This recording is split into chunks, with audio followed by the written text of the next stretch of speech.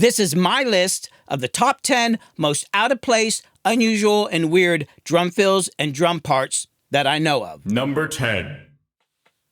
This first one is by John Mellencamp, who is known back then as John Cougar. This is from his first single in 1979 called I Need a Lover, and the drummer is Tom Knowles. Check out how he follows the vocals coming out of this break right here. It's odd but cool. Check this out.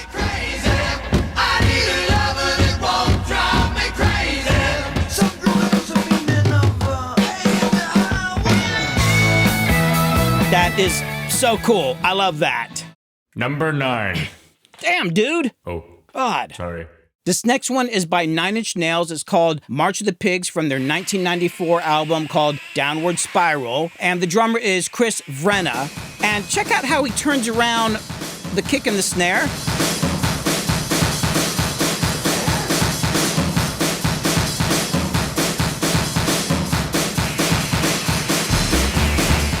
I actually tried to play that one time, and I could never quite pull it off, but I think it's odd and it's strange, and I don't even know how it grooves. Somehow it managed to actually keep grooving. I haven't quite figured that part out, but I love that. Number 8. Number 8.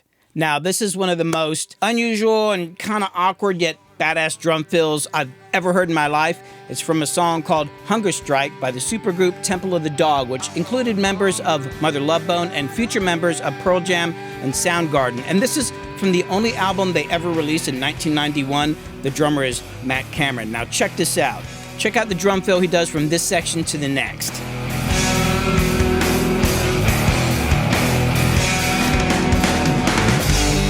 God, it almost sounds like he started to make a mistake and saved it, or maybe it was intentional, but it is truly badass.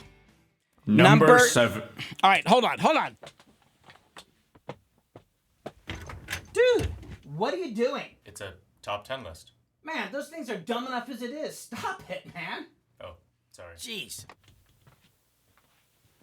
Number 7. This next one is by another supergroup called Blind Faith, which included Eric Clapton on guitar, Steve Winwood on keyboards and vocals, Rick Greach on bass, and Ginger Baker on drums. And it's from a song called Can't Find My Way Home from the only album they ever did in 1969. Now, what's interesting about what he does on the drums on this song is normally you'd hit your crash cymbal on the one of the phrase or the verse, but instead he hits the crash cymbal here. A little odd. Again, you would maybe hit a crash cymbal here at the halfway point, but he didn't hit it there. Instead, he hits it here. A little odd, but still a cool song. And I hate that to be the only thing that I bring up about Ginger Baker on this video because he was such a great drummer and such a legend, but it actually brings me to something else. Similar sort of thing. Check this out. This next one is by Steve Miller. It's his song called The Joker from his 1973 album, also called The Joker. And the drums are by Jack King, although he was listed as John King on the credits for some reason. What's interesting about this one is where he's putting the crash cymbals. Check this out. He hits the crash cymbals on the 2 of every measure. Check it out. And he does it again. Some people call me more. Right? So it's some sort of pattern, right? But instead he goes. It's on the 4 instead there. And then again he does it here. No 2. People talk 4. I don't know what that's about, but it's kind of interesting because this actually happens in several Steve Miller songs, even though he's using other drummers. I'm not sure why, but I will tell you this is absolutely one of my favorite songs in the whole world. It just reminds me of taking my girlfriend to the skating rink in 1975 and Schwäbisch Gmünd, the lights and the times. Number 5 from their 1987 album, The Joshua Tree, is U2's I Still Haven't Found What I'm Looking For. And what I find interesting about this song is this right here.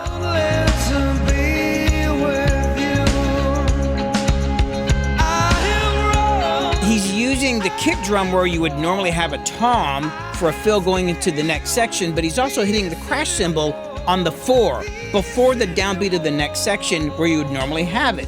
He does it here as well. Check this out.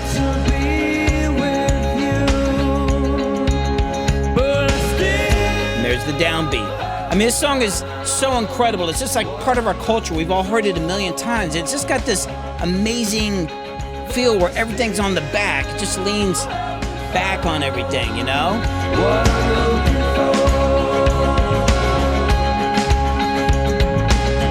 Unusual, yet epic.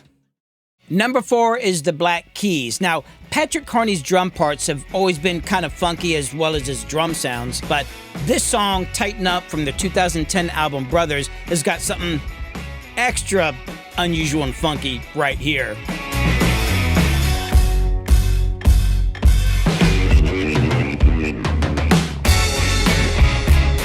Oh yeah, I love that. Number 3 is the band's 1969 song, The Night They Drove Old Dixie Down, with Levon Helm on drums and vocals. This one's a funky one. Check this out, going into the second verse. 2, 3, 4. Back with my wife. He comes in on the upbeat of 4 with a kick drum, and that seems to become the 1 again. It's also, the drum pattern here is not regular, which you would expect on a song kind of like this. Check this out. Now, I don't mind chopping wood, and I don't care if the money's no good. It seems awkward, but it feels great. And then going into the second chorus, they do that thing where they're leaving out a beat.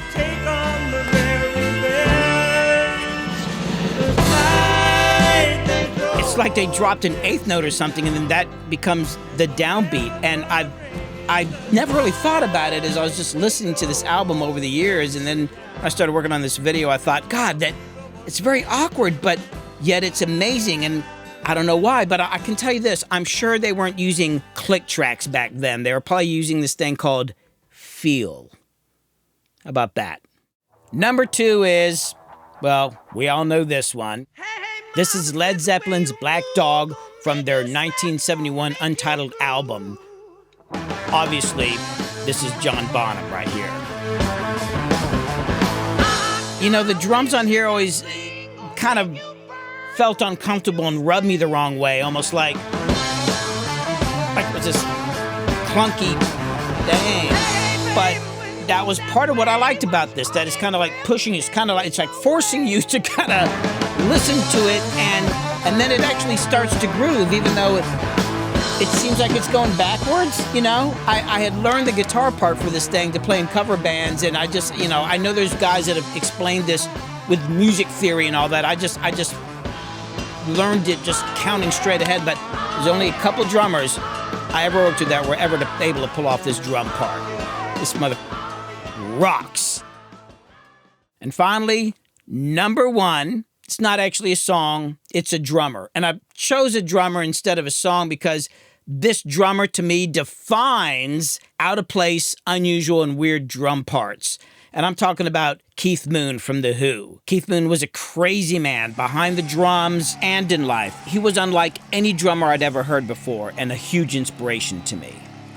Now I'm going to play you a few tracks from their 1973 album Quadrophenia, because to me, I think it's where Keith Moon was at his most eccentric and unusual and weird, and that's probably because on their previous album, Who's Next, which was produced by Glenn Johns, Keith Moon was made to play a lot straighter. So when he got to this album, he was allowed to open up a lot more and just really be himself and do his thing. So here we go. Let me play a few things.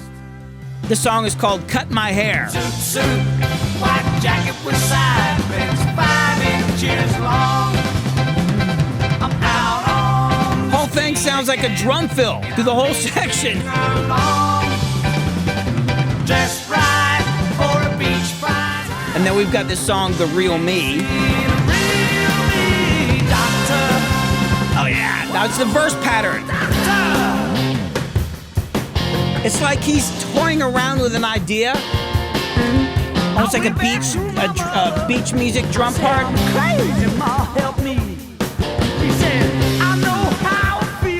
It never quite gets there, but it moves. And I love how it catches this section.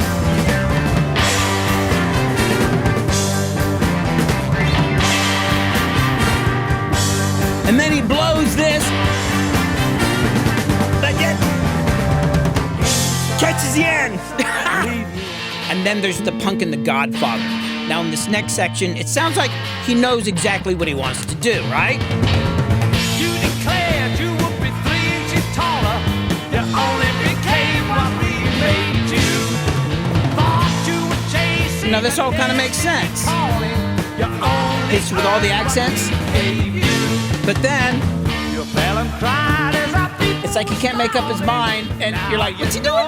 Where's the backbeat? blame you. And then he's back in. You try to walk on the trail we were carving.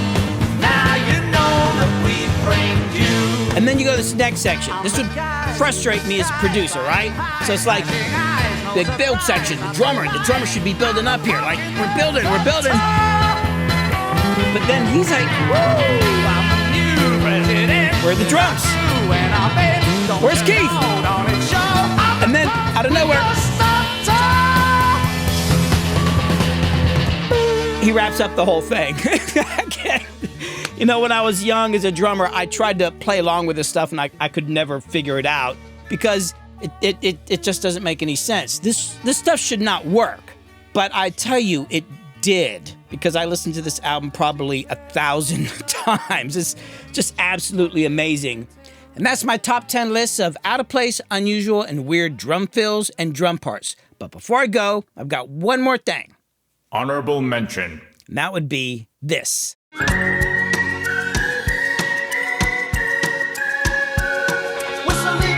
This is Peter Gabriel's song, Games Without Frontiers, from his self-titled album from 1980. Now, I picked this one not because of what's out of place as much as what's not in place at all. And that is, there's no cymbals on this album anywhere. Peter Gabriel asked his 2 drummers, Phil Collins and Jerry Marotta, not to use cymbals on the album. This is Jerry Marotta right here. I just think that's really cool and deserved a mention. No cymbals. Well, anyway, thanks for watching. Remember to subscribe, make a comment, and come back for more.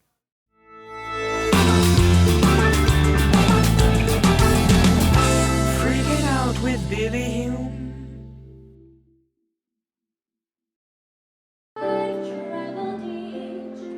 Okay, I could not include this because this is truly the most out-of-place drum part ever. I'm not really sure where this is from, but it starts out with her singing, then it switches over to what the drummer does later in the song. Check this out.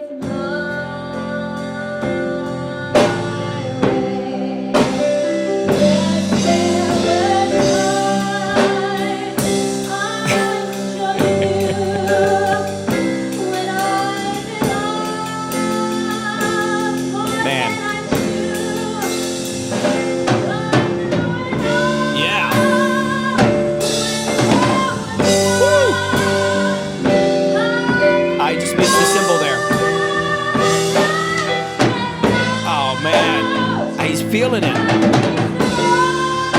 Oh man, I wish I had that much enthusiasm. Oh, it's awesome. And it goes on. But that is truly the most out of place drum part, but also one of the most awesome things I've ever seen. Well, that's it.